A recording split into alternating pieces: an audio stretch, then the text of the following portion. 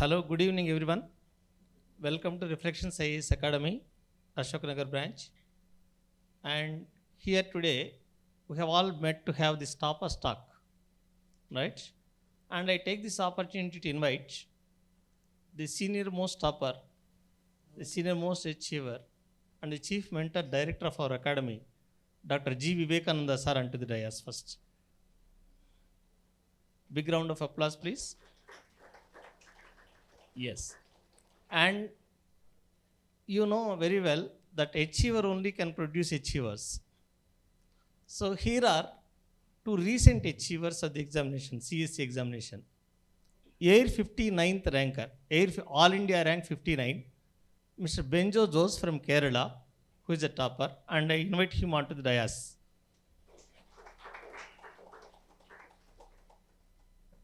Here we have two toppers, right? Recent achievers.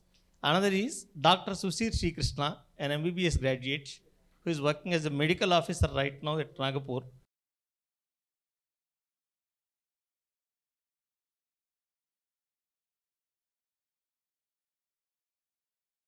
You will be given an opportunity to clarify all your doubts thereat. Okay? Thank you. And thank you all for taking all efforts to come all the way to attend this topper talk. And I hand over the mic to Dr. Vivekananda sir. Thank you. With us, Benjo. He has come all the way from Thiruvananthapuram, and we have Sri Krishna. So, very briefly, though this particular topper talk is specific to general studies, Benjo is not my general studies student. I want to make it clear. Benjo is only my anthropology student. Though Sri Krishna is associated with some of the general studies programs, he is part of our essay program. So I just want you to be informed on that aspect. These are our anthropology toppers, but Sri Krishna is associated with us for his essay program. That I want to clarify before I go any further. I don't want you to be misguided. And of course, we have produced other toppers this year with general studies like Nagabharat, Anupriya, Shashikant. Last year we have Pranav. Many toppers, Maurya Bharadwaj, 28th rank 2021. So this talk today, first, let me invite on behalf of you all, once again, Benjo and Sri Krishna. So my association with Sri Krishna started in the year 2021, right after the COVID. He was part of one of my anthropology daily answer writing program that I also forgot. He only reminded me that he is part of that program, and I got to know that he has written his first anthropology answers with me. Good to know that. Later, during his first mains, anthropology mains also, he's associated with us, and he has taken anthropology mains test series, and from then he's associated with me. He has given his interview, UPSC interview also the previous year, and this year also he has given UPSC interview, and he has come up with a wonderful result, All India rank 155, and from Maharashtra. And my association with Benjo, it started in the year 22. Some of his friends referred me to him.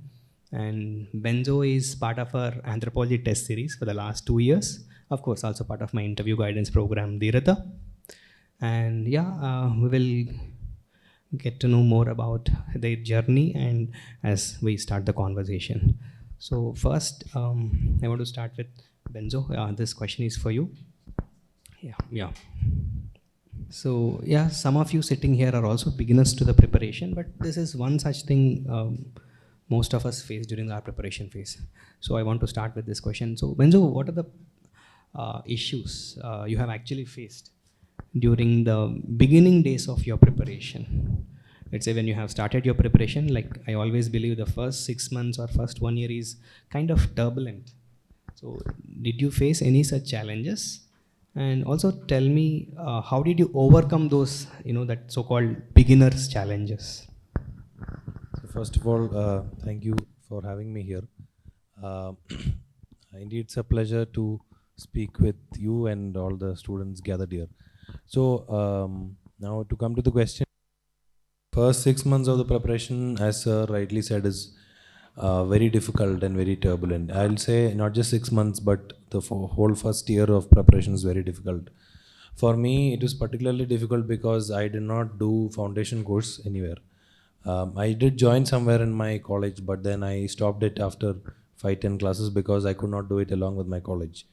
And then when I started preparing about 1.5 years after college, then I thought ki foundation courses are a waste of my time, so then I did not do it. But the problem was that now when you do not do foundation course, the problem is you have to do everything on your own by yourself. That was the main problem. So then I realized that my decision to not do prelims come mains integrated GS ka course was not a very good idea. So because I did not have foundation course, the main problem that I faced was number one, I did not have conceptual clarity in anything. I was just reading books and trying to understand, but then I would not understand many things. And then I would try to rote learn them. But then I realized that rote learning will not help in even in prelims.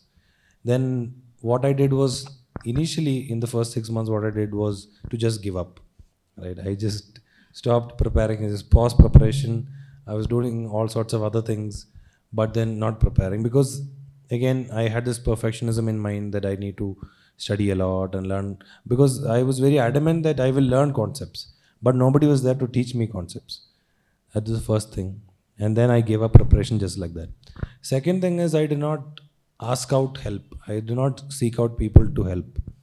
In first 2 attempts, I did not approach anybody. I was preparing on my own from whatever information I got from toppers. But the problem with toppers is that toppers just give one topper talk and they just go out. Right? They are not there in your life anymore. People who would be in your life would be guides and mentors and faculty. I did not contact any of them. So I was very egotistical also in that way. So after my first 2 attempts, I could not clear prelims. That is when I, approached people to guide me. That is when I sought out help. So one problem, conceptual clarity. Second problem, not seeking out help. And third problem I would say is again seeking out help. It's related to that. It is not having a good peer group. So oftentimes when we study alone in our homes, we have that efficiency thing that when I study alone, I'm very efficient. That's correct also in a lot of ways. But if you do not talk with other people, what they're doing, how they're approaching a particular subject, then we are losing out on a lot of strategies and approaches. So my approach to prelims changed when I talked to people. In my before my third attempt, I came to Trivandrum. Before that, I was mainly at home. My home is about 100 kilometers from Trivandrum, which is the capital of Kerala. It is there that I got to interact with a lot of people, that I got to know more about the exam, their preparation, their strategy, how they are approaching things. And that is where I knew that this exam was also not just about studying a lot, but also about not studying a lot. That there are a lot of areas in which priority should not be given, or priority should be given to certain other areas. So a lot of these things I understood once I talked with people. So these are the initial sort of problems that I faced and slightly how I sort of managed these problems. It is mainly by associating with somebody who knows it better than me, right? So I approached, in my third attempt itself, I approached Vivekananda sir. Third attempt, I was also in Trivandrum. I was associated with the local institute there. I joined for their prelims test series, joined for their GSK mains test series. So in that way, and then again in Trivandrum, I had a good peer circle who were also preparing.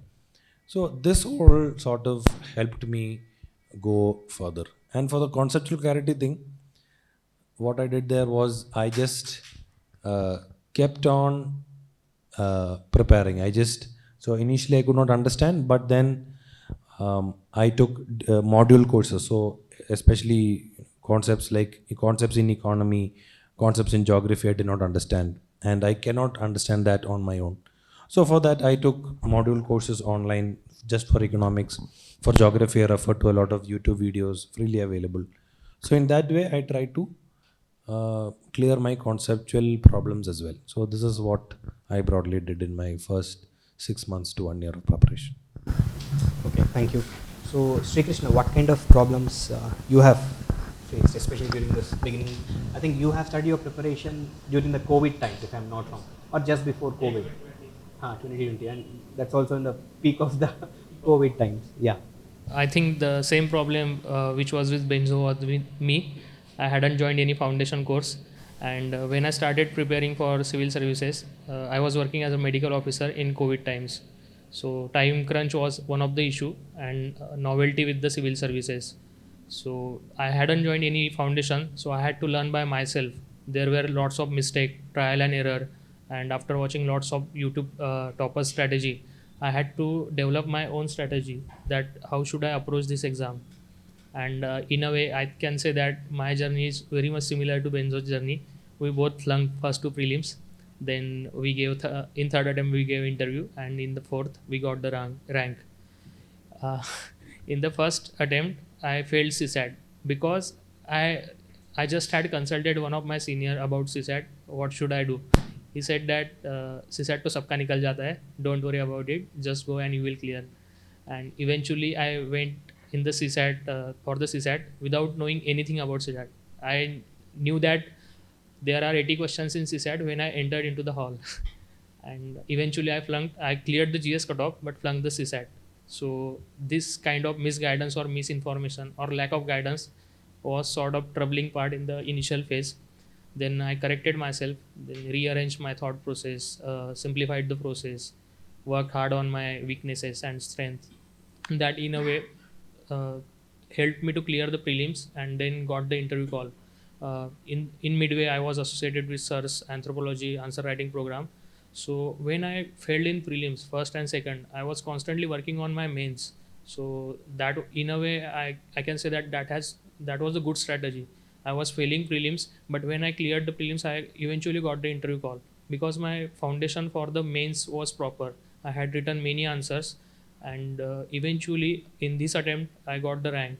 But that is uh, amidst all this mistake, one good thing I did was I never left mains. So initial hurdles I had, but along with that I learned a lot.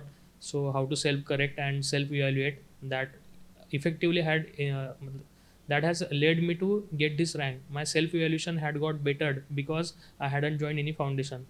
But that mistake should not be done by you. You should join all the foundation course. It will set the tone for your preparation right in the beginning. You will not waste 1 or 2 years of your hard work.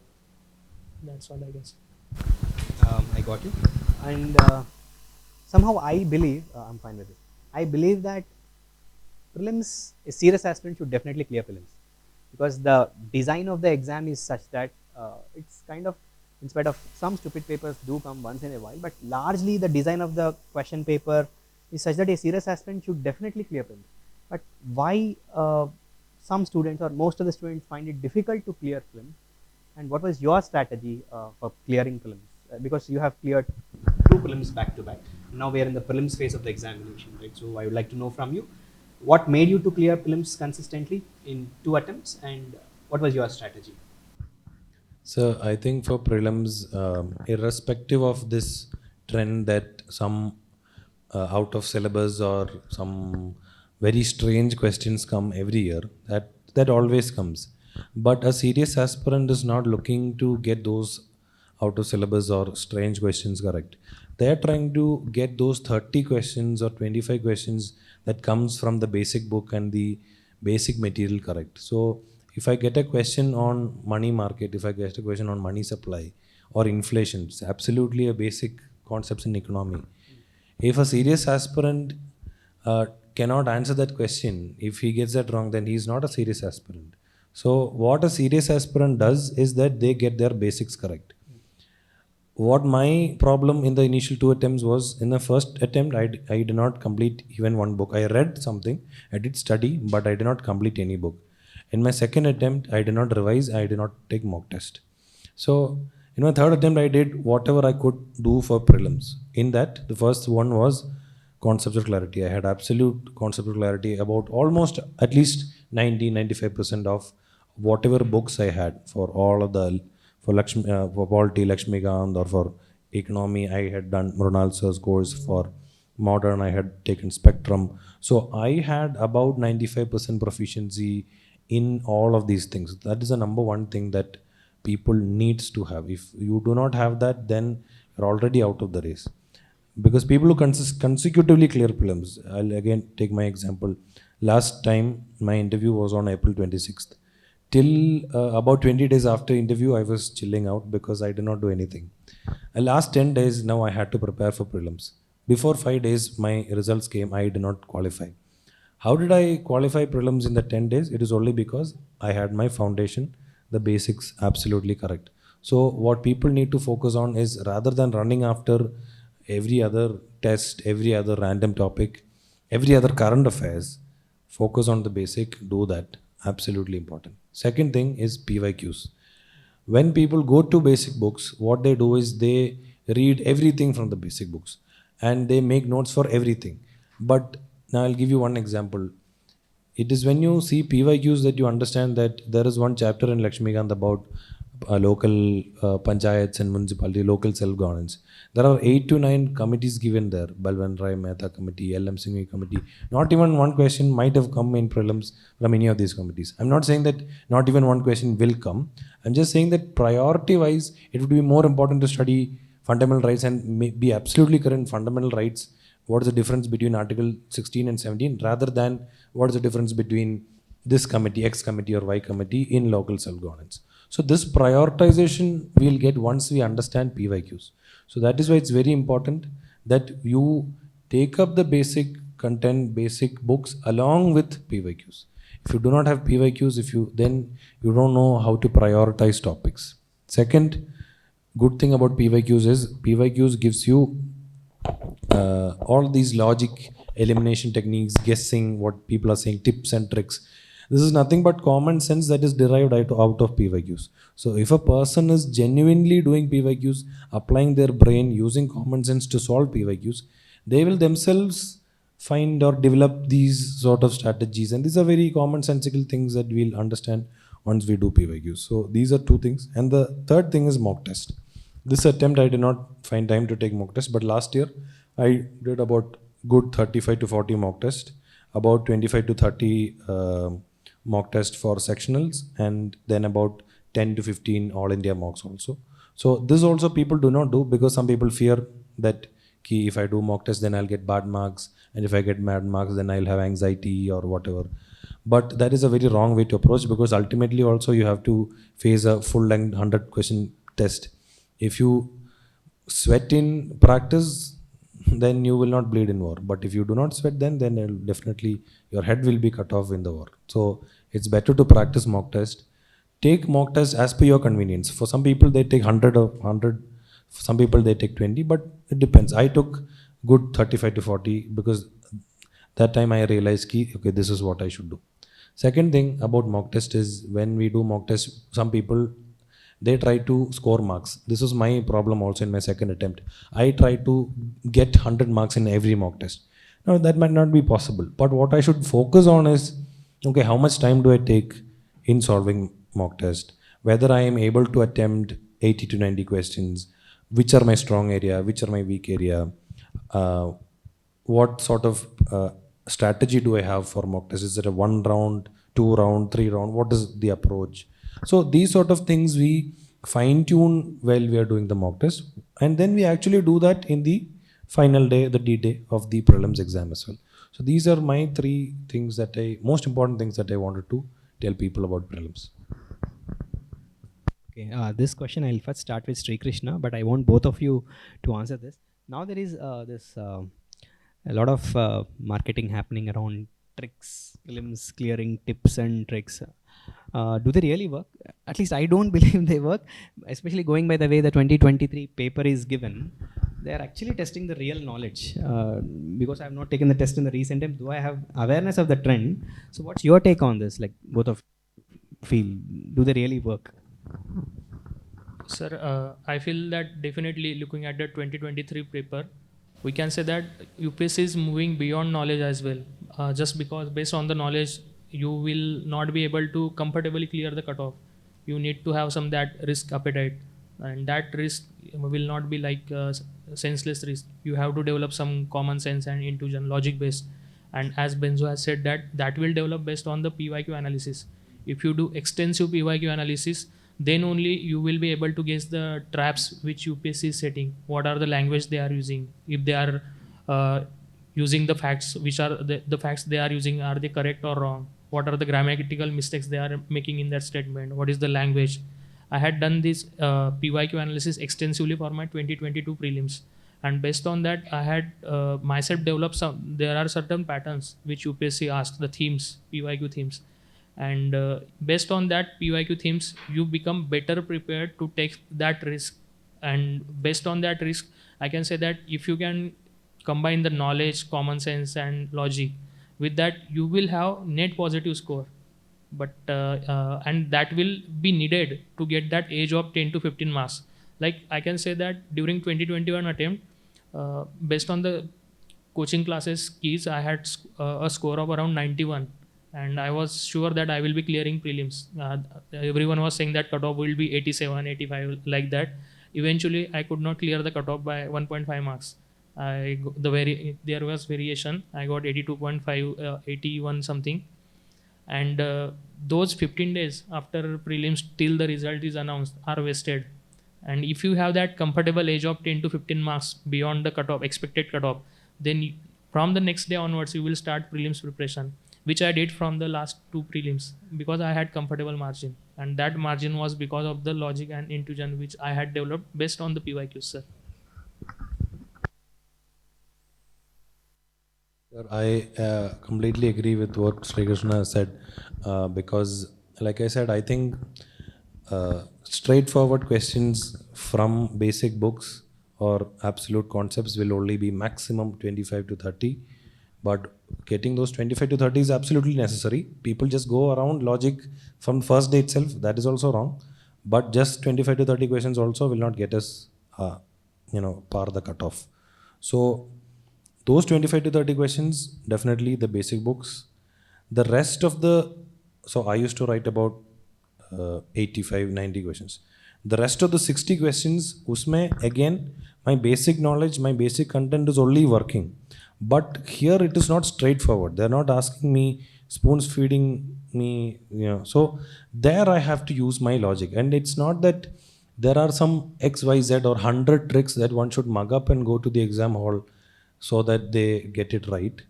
Because UPSC always have some way around tricks. So, example, somebody would say data is always wrong. No, data in UPSC questions usually gets right also. Some people say extreme statements are always wrong. No, there are aberrations there also. So, it is not that if you follow some rules, some tricks, every trick will apply on every question. Some tricks apply on some question, but which trick applies on which question, that you have to decide based on PYQ analysis. So it is sort of like toppers make notes and people who just copy the notes will not clear. But toppers become toppers because they make their own notes, especially for anthropology or optional. So similarly, it is people who understand the logic themselves that actually clear, rather than again mugging up some logic XYZ. Somebody has said that extremes are always wrong. Somebody said that places are wrong or international bodies are always wrong. So these sort of logic, if we just take them for face value and just go try to apply them without using our mind, senseless application will not work. So uske liye there needs to be a balance. You have to sort of now. Then the obvious way then is if I know about 50 tricks, then sit there 1 hour for every question, see which all of these 50 tricks will apply on this one question, then come to the answer. I don't have time for that. I just have to be very instinctual. Question comes, I have to apply everything in my mind and then solve. That will only happen when we do it in PYQs and our mock test. So this is why mock test and PYQ is important. Logics, tricks work, but it is just common sense derived from PYQs. Common sense derived from other people. Problem is when we derive common sense from other people, we are not using our common sense. So we need to use it ourselves so that we use it in a better way. That is my take, sir. Agreed. Understood. And one more common thing I hear from aspirants, most of them, they put a lot of time, they take good many mock tests, they also revise. But one complaint I often hear is they find it difficult to manage the stress or to manage themselves in the real examination. This I know is ruining the attempts of some very serious aspirants. they are consistent, they are knowledgeable, and they have the potential to clear mains also if they just clear this prelims phase of the examination somehow. And they'll also be getting very good scores in the mock tests also.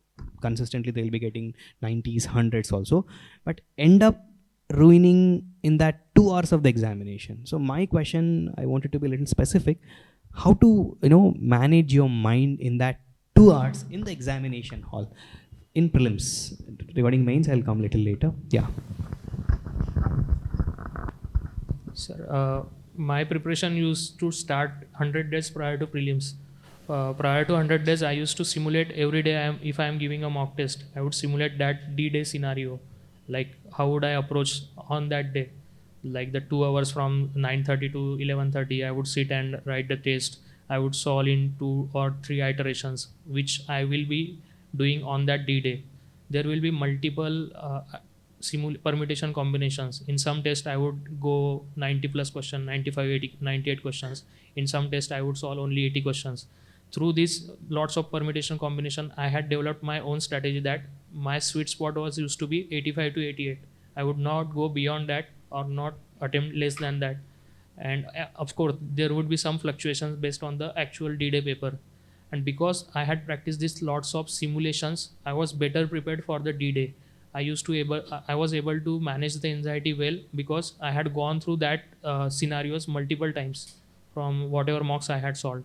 Apart from that, I can say that as sir always used to say me that do meditations, do deep breathing, and after 1 hour, take conscious 5 minutes or 2 minutes break, do deep breathing, and after then try to solve next questions. So that in a way helped me to get rid of whatever thoughts running in my mind, calm my mind, and again approach the question with a fresh mindset. So this some kind of breathing practices and meditations has helped me to reduce that stress. And thirdly, I can say that fear of failure. I had the fear of I had the baggage of failure from earlier previous prelims attempts. So if we go with that fear, then our mindset will be defeatist mindset when we are entering into the prelims hall. We had to get rid of that baggage and go with a fresh mindset to approach that exam. It is just like a puzzle. We have to solve that. And as sir had said that a serious aspirant should clear prelims.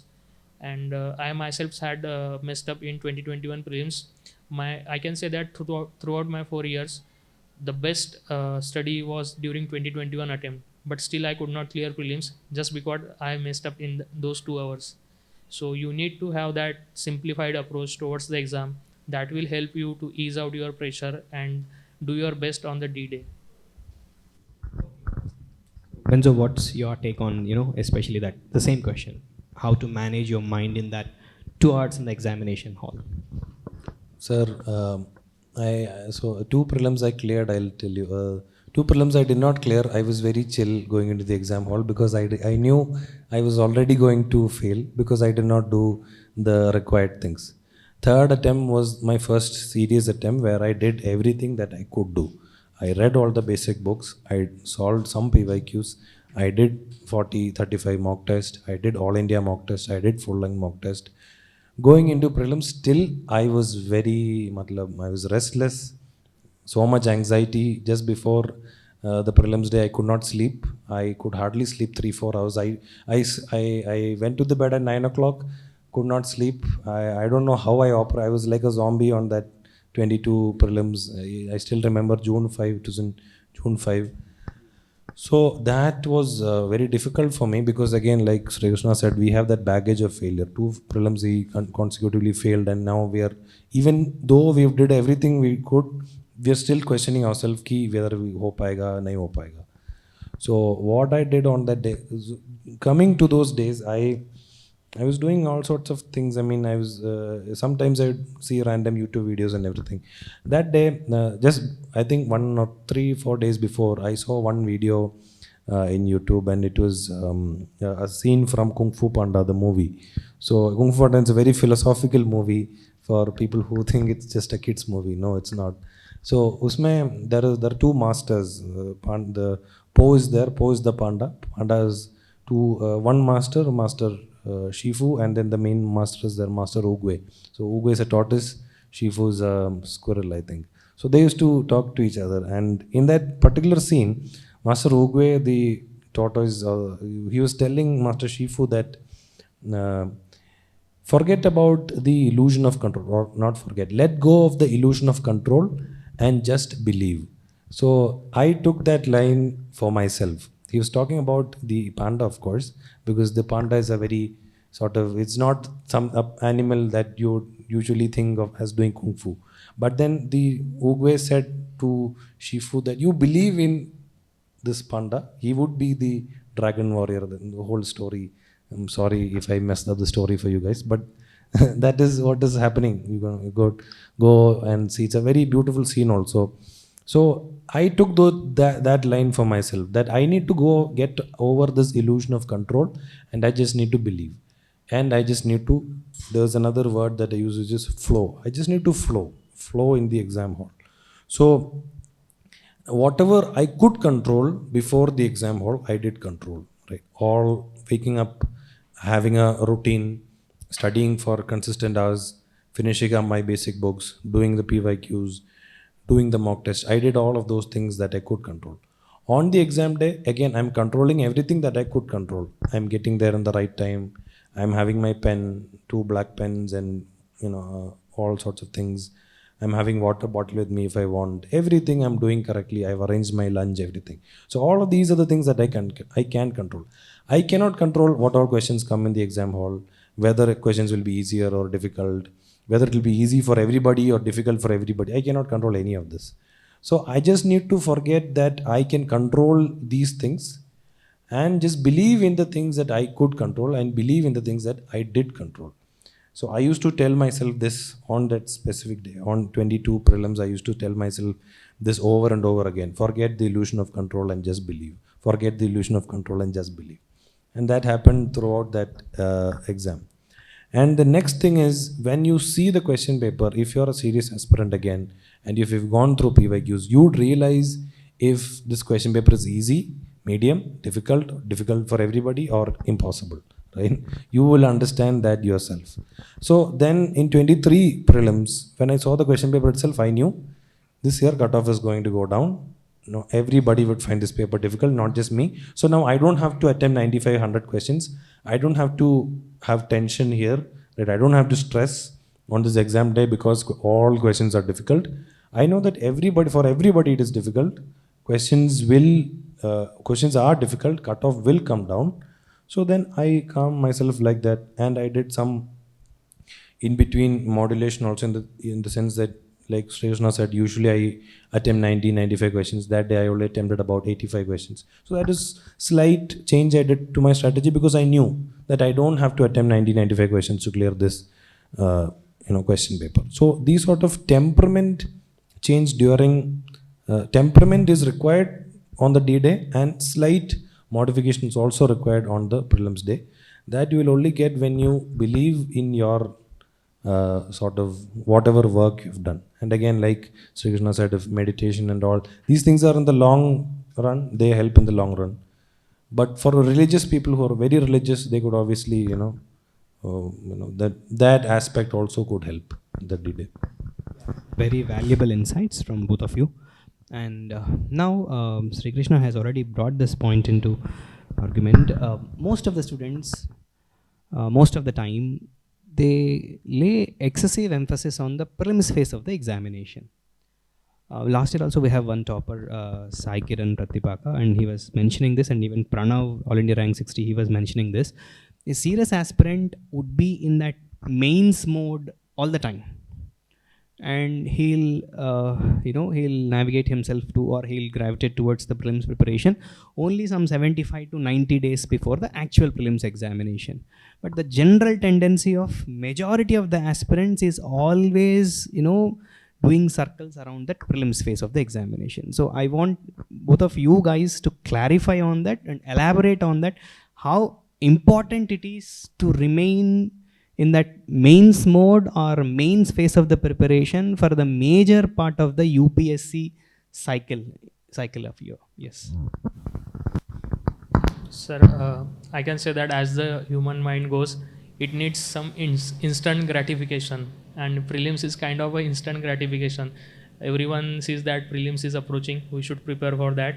And generally the society considers those people who clear prelims as the serious UPSC aspirants. That's why generally people aspirants starts with the prelims, they do not focus on the optional. I have seen many of my friends as well as the aspirants coming that they are just focusing on prelims, and when I ask them, are you prepared with optional? If you clear this year's prelims, are you confident that you will give a good crack at the mains exam? And they said, we do not have our notes of optional, we do not have seen the syllabus, and how can you even expect after clearing prelims that you will compete with the cream people, the 10-12,000 people who are absolutely competing for that rank 1 to rank 1000, and how can you compete with them with such limited exposure?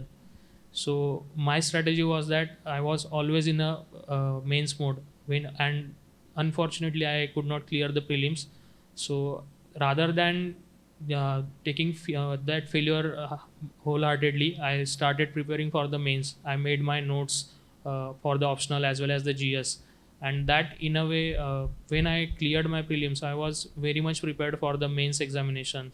My optional was prepared, though I was lacking somewhere in general studies, but my optional was ready. I had written answers with Vivekananda sir. I had checked those answers from sir.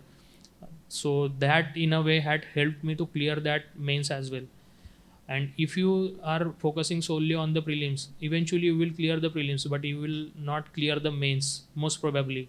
And within few 2 to 4 months, you will have again next prelims. So you will be caught up in that cycle. You will not have that much time for value addition regarding your general studies as well as optional. So that cycle is more worse than not clearing the prelims.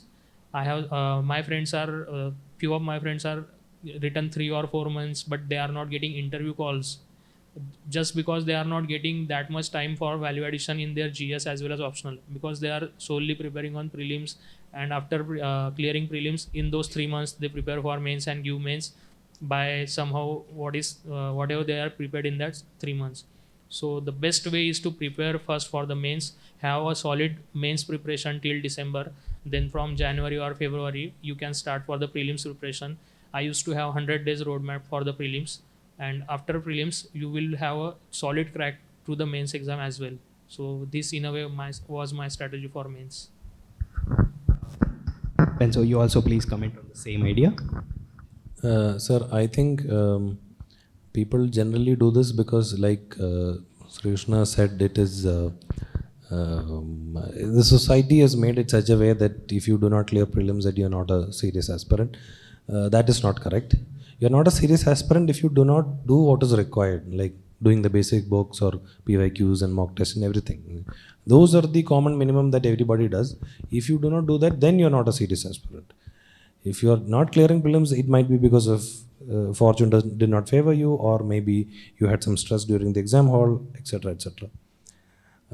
Now, what people usually tend to do is they have this fear of missing out. So then, because of that, they go for prelims, or they think that prelims is a very tangible, measurable thing. It is just very easy, just two papers, 2 hours, and now I'll do whole year preparation for prelims, and then I'll definitely crack prelims.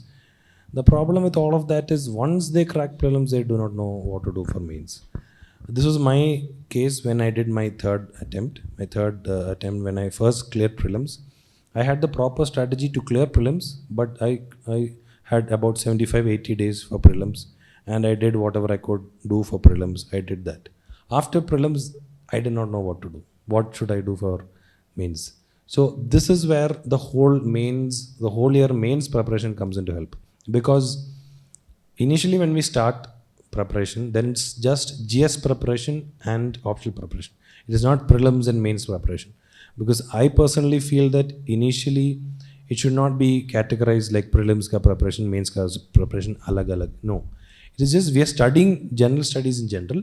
Then towards the exam hall, we are using whatever knowledge and understanding we have in an exam ready manner. So initially we are just studying modern India, we are studying polity, we are studying economics, we are learning concepts, and we are testing ourselves based on some weekly test, whatever.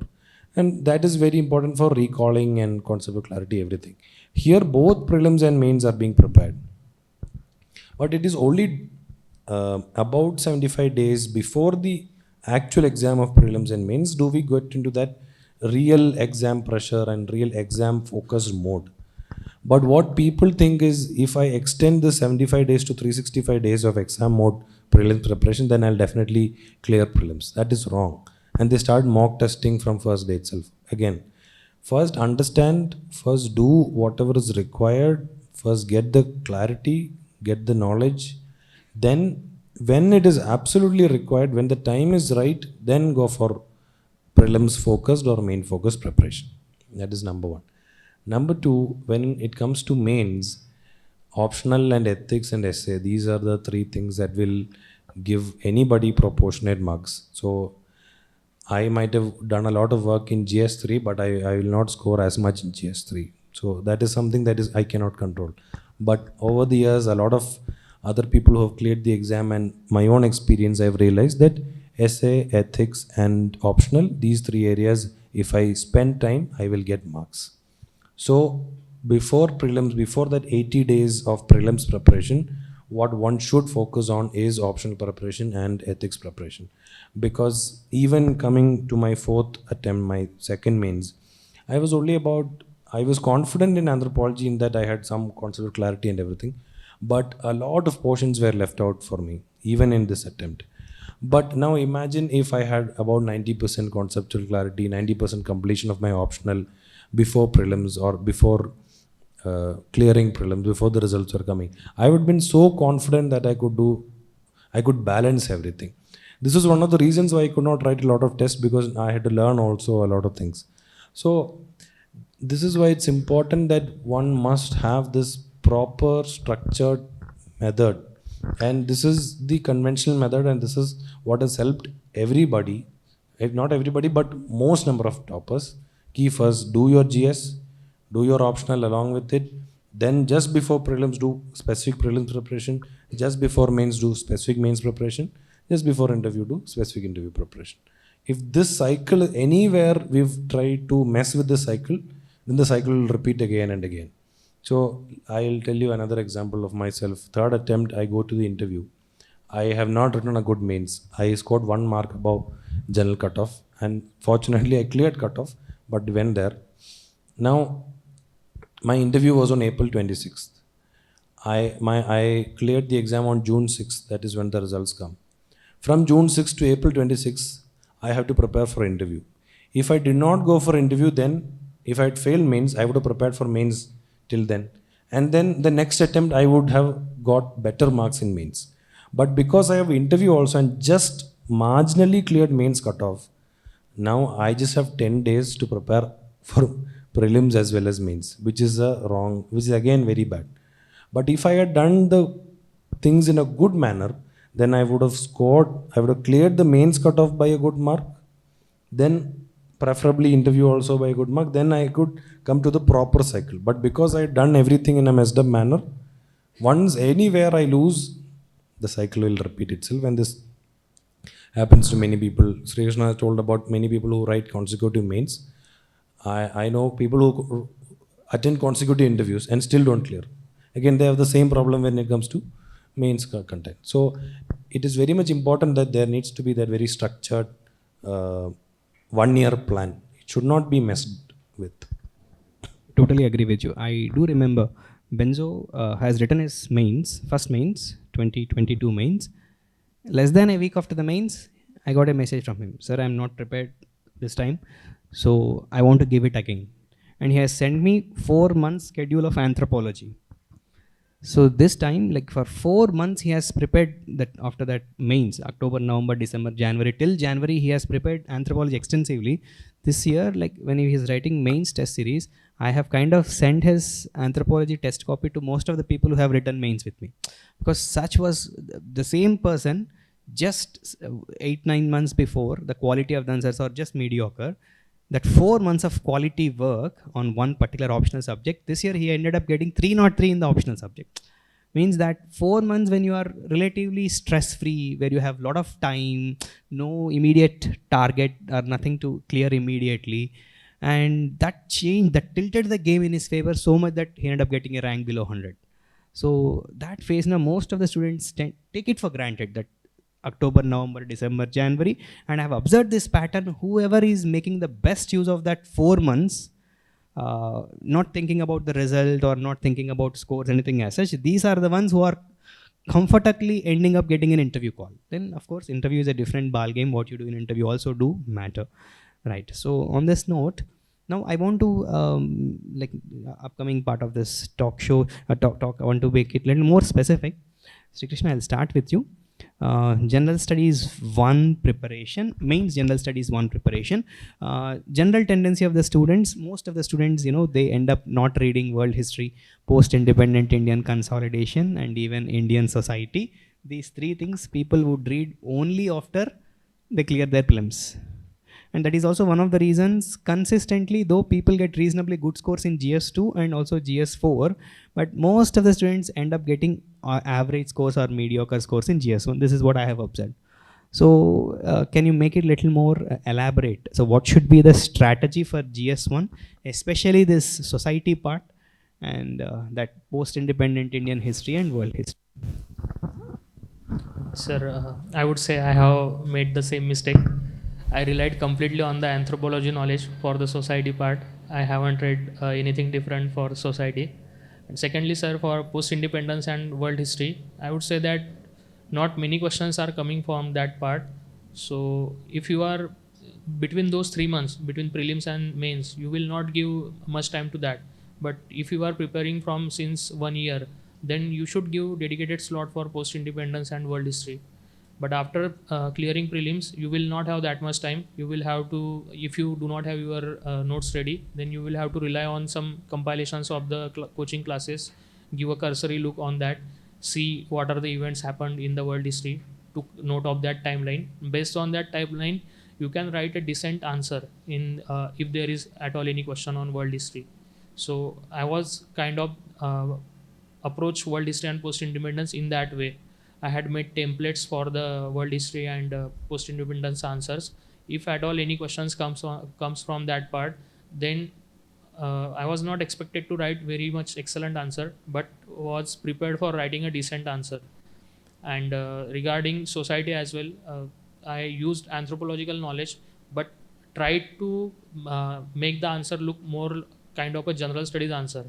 If I am using the concepts of anthropology, but I will not write the thinker's name in the society part, just because I do not want to show that it is a more kind of specific answer.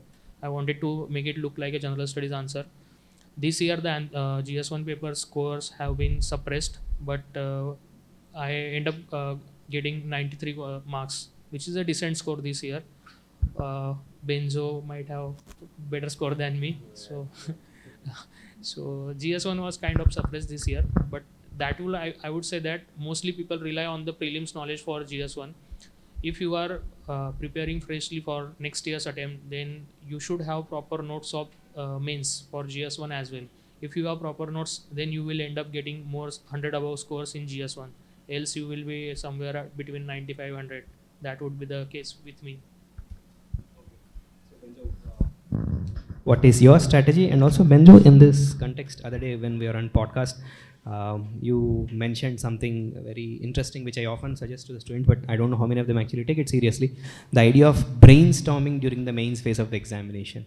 So, along with general studies, 1 preparation strategy of yours with little bit specificity on world history, society, and post-independent Indian consolidation, I want you to elaborate little bit in more detail on brainstorming. And I also want you to establish if the relevance of this idea of brainstorming is valid only for the mains phase of the examination, or would it work also for the prelims phase of the examination? Sir, I'm not a very good person to talk on world history, post-independence India consolidation, because I do not prepare either. I don't have notes. I did not take any cursory reading also. I don't, because last few years world history is not coming. But at the same time, I have a general idea what all events happen, where all, I know what happened in 16th century, what happened 17th century, what happened 18th century. I have a general idea because I have a general interest in like that. That I have. But I did not prepare, I did not have notes for that. For post-independence India also, I have some idea as to what happened. So post-independence India consolidation is again, it's a broad thing that we can understand. What happened in the 40s, what happened in the 1950s, what happened in the 60s, 70s. So anybody would know ki 70s would be emergency. Anybody would know 90s, post 90s would be LPG. And then when we study general studies in other areas, we get some understanding about what all things happen after, like in economy, we'll understand what happened after post 90s, what happened after the LPG. So this much clarity I had, but uske upar I did not go for very specific preparation for or note making for my GS, not just for world history or post independence, but generally for GS. I did not make very specific notes like parliamentary committees or anything. I had if most notes for my GS mains was either from the prelims books that I referred or from toppers notes. I'll say one example: disaster management. I took, there's a topper called Mridul Shivhare. He's made extensively good notes. I refer to that. For governance and SSG, again his notes. For internal security, I have my roommate and my friend, his notes. For IR also his notes. So Baki everything I did the prelims content, and for GS4 I joined somewhere and there the notes I had.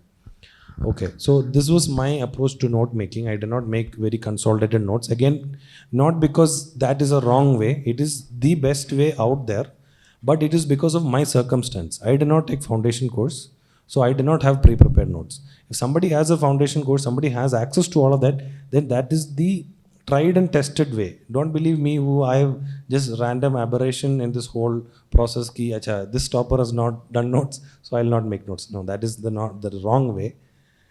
If somebody would have told me ki baitho, study for a whole year, make all notes, I would have also done the same thing. Now because I did not have time, I have developed this whole new thing of brainstorming and everything.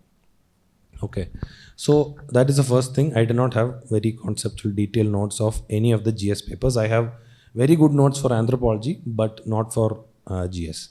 Number two, for GS, what I did, sir, is particularly in GS1, I have scored decently well last year as well as this year. This year I scored 90, not 93, but still I think 90, 90, that range is a decent range. Last year I scored 110, which was really good last year. So what I did in both these attempts was, I think in GS1 paper, a lot of questions are asked from society. At least 6, 7, 8 questions will be asked from society, some aspect of society. Whether it is globalization, whether it is women, whether it is caste, whether it is marriage. This year something was asked about marriage. Whether it is water, whether it is a lot of these urbanization. So consistently in society questions are asked in GS1. So I focused on society by reading newspaper articles and fetching examples, fetching editorial opinions, fetching good points that I could write in GS1 paper. So that I was doing between my prelims and mains. That was my main notes for the GS1 paper, society specifically. That I did not just for GS1, 2, 3, I did for GS4, GS1, 2, 3, 4. If you ask me my notes, that is what I'll show you. All the newspaper ka little bit points, value added points, some data, kuch, anything. I get one good point from an editorial opinion. I'll take that opinion and place it somewhere. That is all of the notes that I have. So now coming to brainstorming. So brainstorming is also something, it is not an original invention of mine. Everybody has been using it, but people are using it in a different way. But what I did differently from people is that I only did brainstorming, or I did brainstorming for 95% of the time, or answer writing for maybe 5 to 10%. Again, it is because of my situation and the time that I did not have, right? That I did not have, the time that I did not have. That necessitated me to do brainstorming.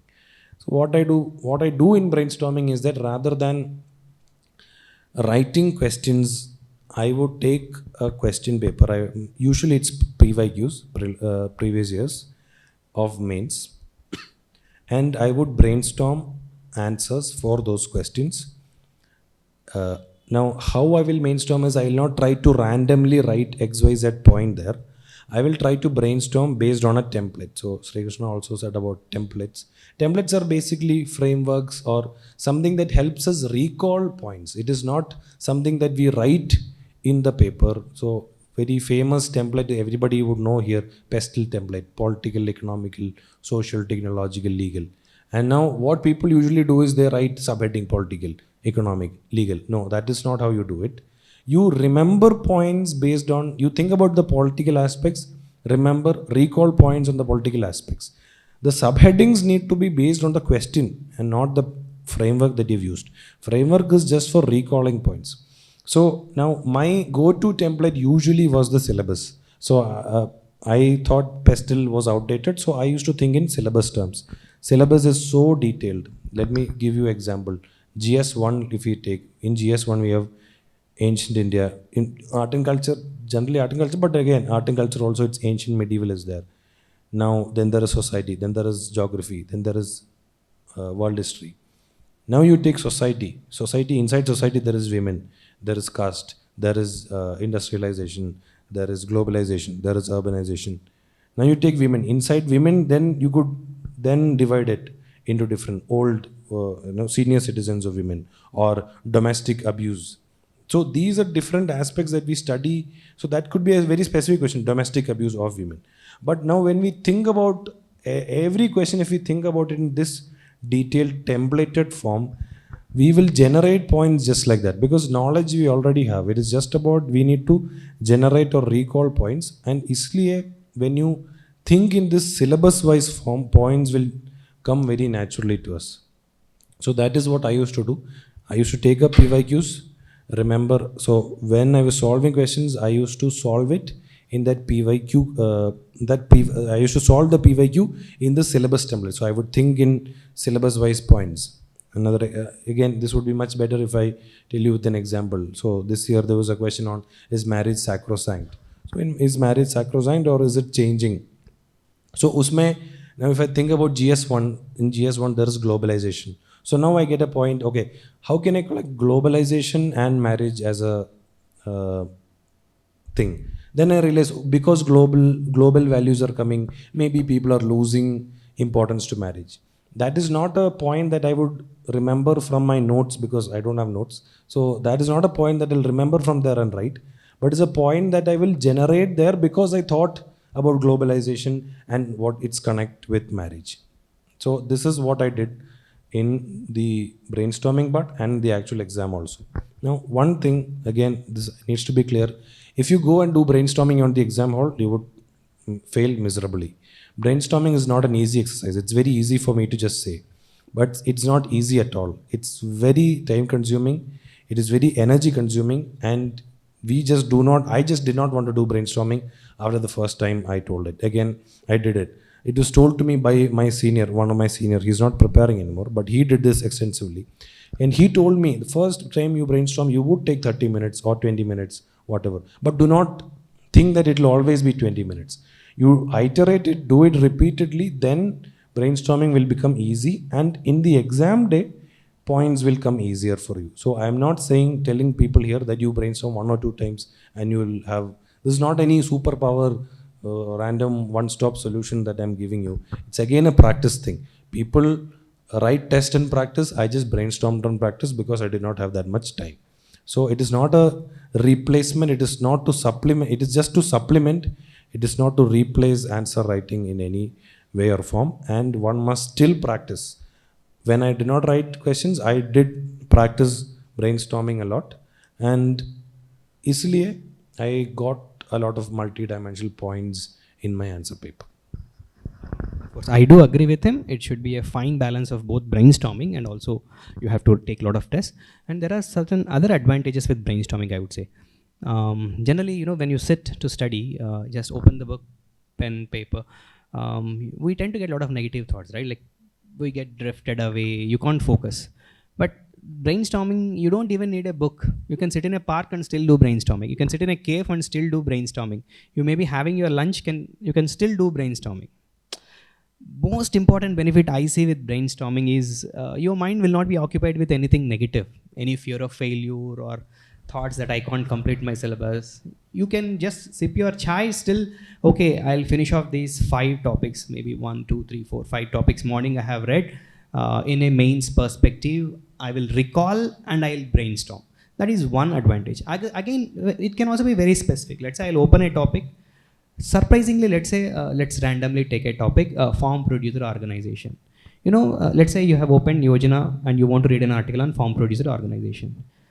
Trust me, most of the times, if you brainstorm first, generate points, then go to this article, I can say with all confidence, any serious aspirant many a times could get 80% points, or more than 80% of the points.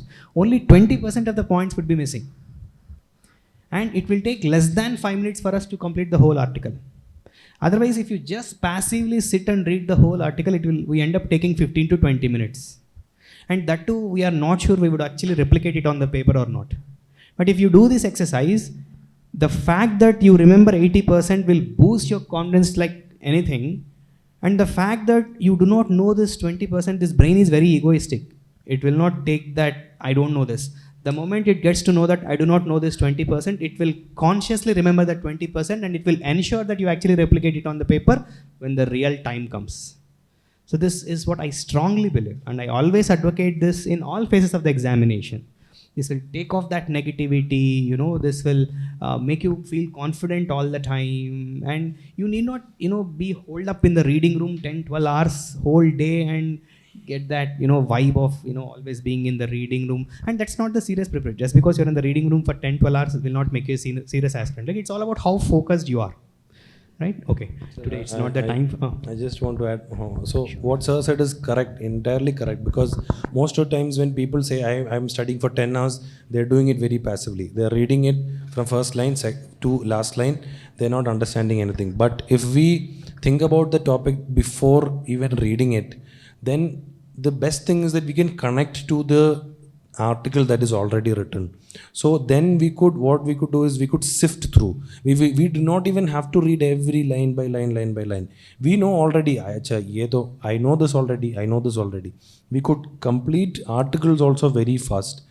So this will again work if you have already know something about the topic. If you are reading for the first time, then again, some amount of brainstorming will work, but not a lot, first time learners.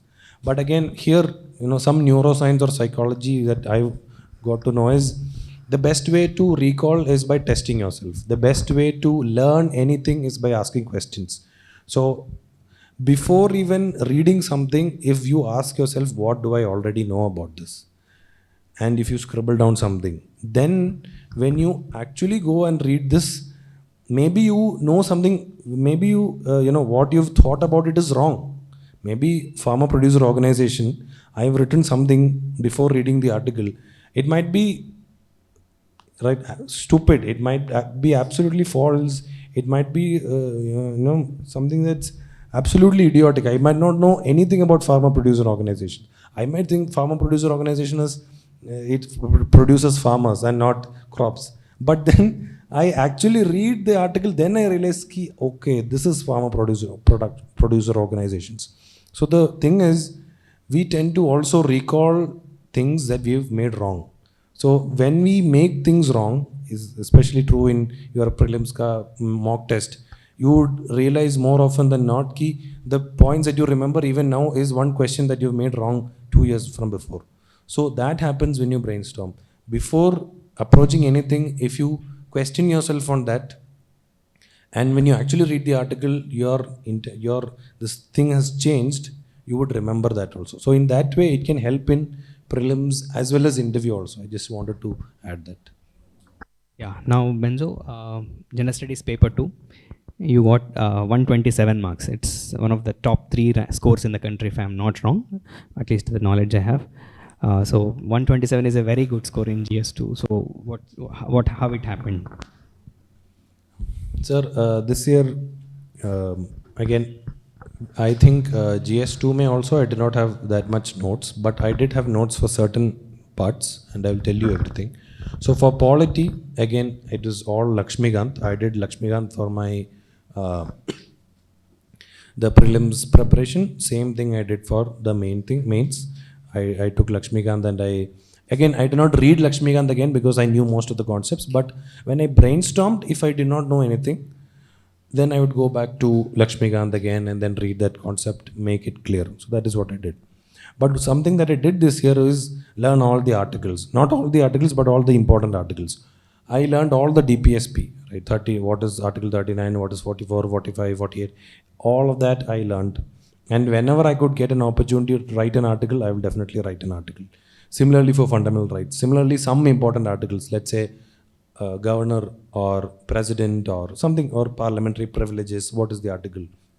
So, or state privileges. So these sort of articles I remembered. So that is number one thing that I did for polity.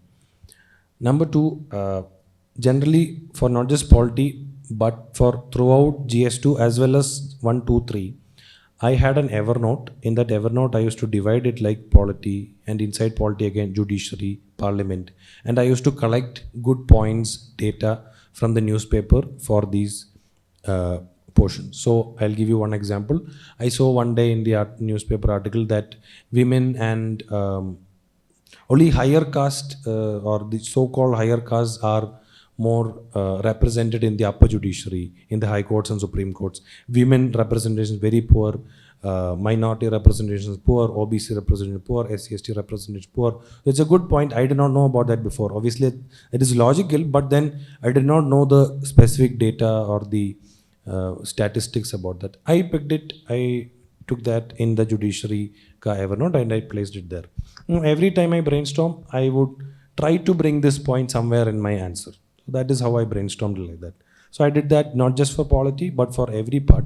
I did that for GS governance part also, for IR also. I did this. Okay, so now the polity is done. For social justice, not social justice, governance. The governance part of paper 2. I clubbed a lot of examples that I got from GS4 preparation into GS2. So GS4 is about ethics, but in ethics we have a lot of things about public administration. So a lot of examples that I got from newspapers for ethics I would keep here. Similarly, I took a class, and so whatever examples I got from there, I would keep it in GS2 governance part. In governance, what I did is, again, there are some unique topics such as SHG, NGOs. And unlike world history, at least 2 questions will come definitely on SHG and NGO every year. So I prepared specifically a 2-page note for SHG.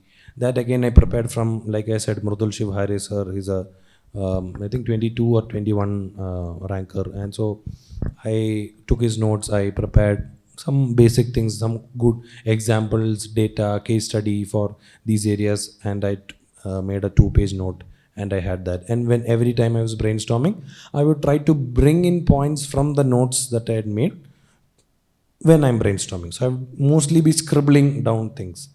Just a pen and paper, I'll just write. I'll not write an entire answer. So this is what I did for governance. For IR, what I did is, again, newspaper reading was very important.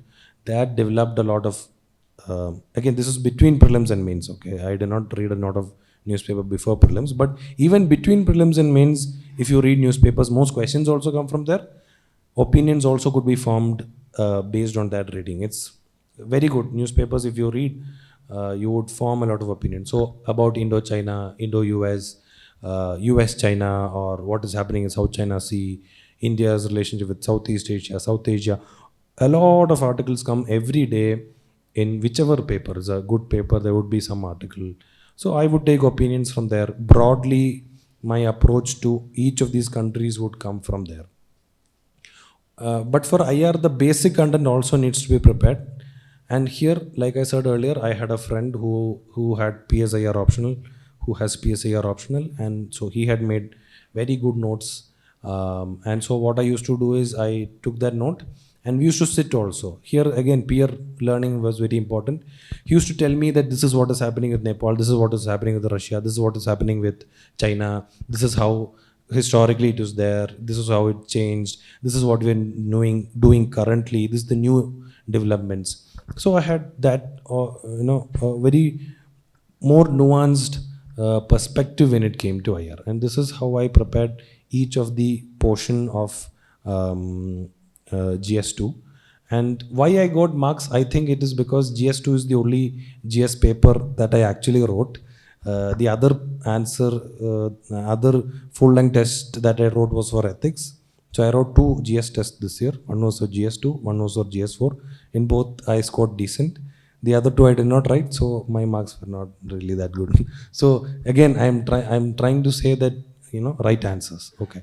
But so GS2 mein proper brainstorming was done through the newspaper articles and through the textbook, through my friends' notes and through the topper notes. Proper brainstorming was done. PYQ, almost all PYQs were analyzed, and because of that, I think that is the reason why I've got this score.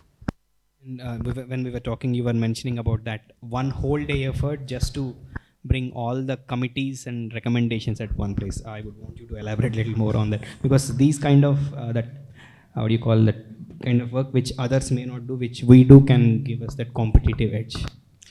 So what I did this year was, sir, usually whenever we see topper notes, they just have a random assortment of committees. So they'll just say Ashok Dalwai Committee Agriculture, or some other committee XYZ, or Ahluwalia Committee Urbanization. That is all that I could get from topper notes of committees.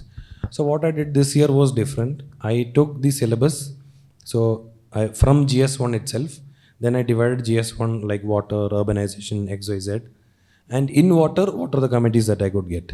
So here I got 2 committees, Mehersha Committee and Madhav Chitale Committee. I wrote those 2 down.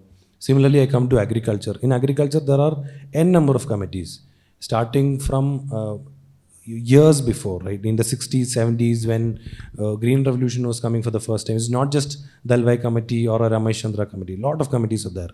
That is when I first realized about MS Swaminathan Committee. So much in news for MSP. But Swaminathan Committee has given hundreds of recommendations for every part of the supply chain of agriculture, starting from sowing to seeds to even farmer suicides and crop insurance. So crop insurance, the question comes, nobody knows. Okay, Dalwai Committee, everybody writes, but Swaminathan Committee has given very detailed recommendations on crop insurance. So what I did is, one day I sit the whole day, and again, lot of internet resources I used, lot of coaching they give. Again, it's very randomly placed throughout internet. Even PIB gives a lot of gist of committees. So again, it's the government that appoints the committees. So PIB, after the committee has submitted recommendations, PIB would come with one website, one page in which they write the name of the committee and just the gist. So I took things from there. But what I did different was, I went in a syllabus manner. So every part of the syllabus, I had one committee there. And some areas like agriculture, there were 5 or 6 committees, which I could use. Any question in agriculture comes, I could use it. Similarly in GS2 as well, elections. Again, there are 5, 10 committees that you could write. Dinesh Goswami Committee, Law Commission reports, again, I'm forgetting. There's another some again, I think it's an Ahluwalia Committee or some Singh Committee. Lot of committees are there in election as well. So these sort of committees I collected and I placed it in my notes, and I used them extensively during the mains.